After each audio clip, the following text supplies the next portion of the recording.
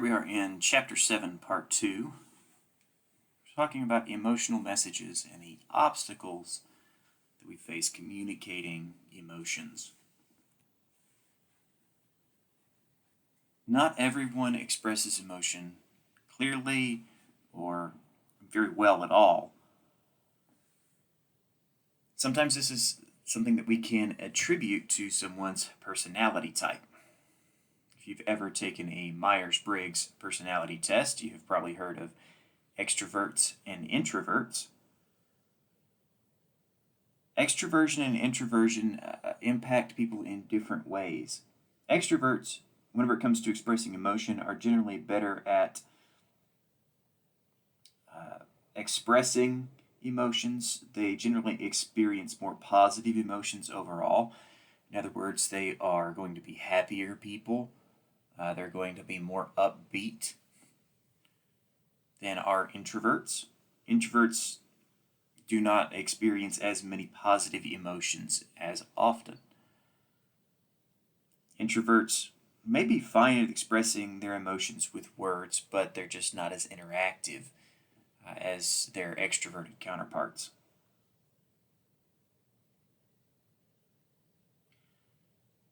Then we have communication apprehension. I mentioned this in the last video in part 1 of chapter 7. But communication apprehension is just the fear of communicating or anxieties associated with communicating. And it may be communicating as a public speaker, it may be interpersonal communication, it may be interview communication, group communication, it may be meetings in the workplace. There's all sorts of different areas where communication apprehension has been studied. But an individual's level of communication apprehension can impact their ability and willingness to express emotions. If you're already nervous about something, telling someone that you're nervous might make it even worse, and so maybe you don't even say it out loud.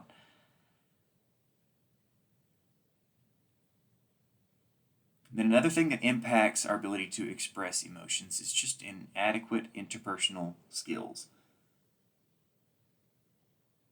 Expressing emotions can be difficult under the best of circumstances, but whenever we don't interact well with others because we either lack the training or the experience, it can make it difficult and impact relationships. Now, the good news is emotional expression can impact relationships for positive. Bad news is that it can also impact those interpersonal relationships for the negative. If people feel like we're sharing too much, they may shy away. If people feel we are sharing too little, they may think that we're cold and unfeeling, insensitive. And so finding the right balance between you and your counterpart in an interpersonal communication situation can be an important step in developing your interpersonal skills.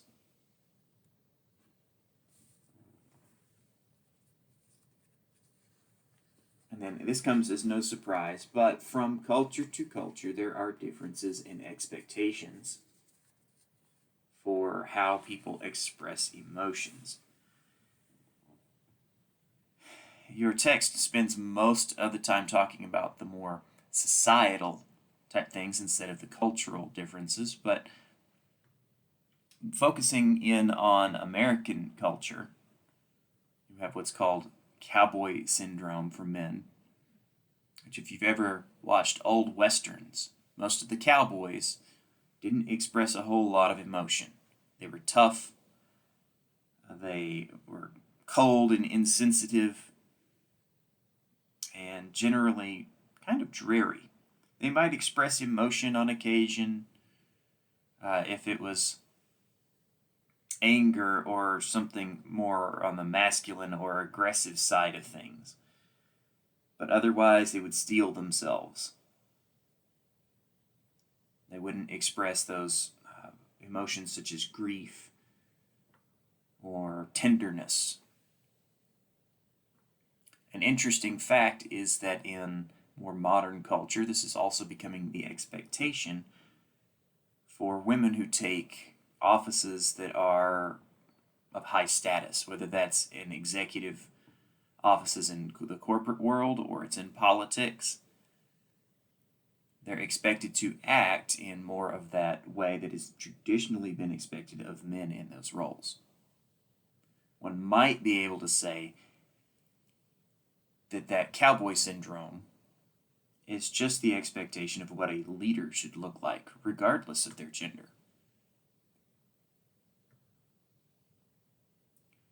At least as far as our culture expects. Each business has its own norm for emotional expression in the workplace. Some places are very open. They make claims such as that we who work here are a family, and so we treat each other like family. Families squabble. Families share in each other's joy. Families share in each other's sorrows.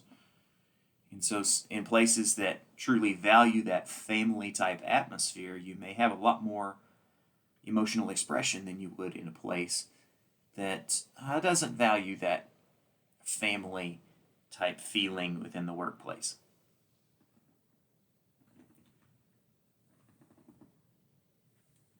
And then another thing that may keep us from communicating effectively when it comes to our emotions is fear.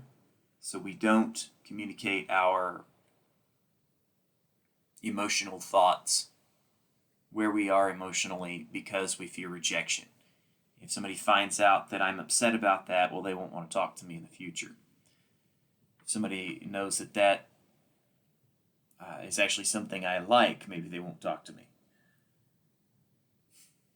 So people fear rejection, or maybe they just fear conflict.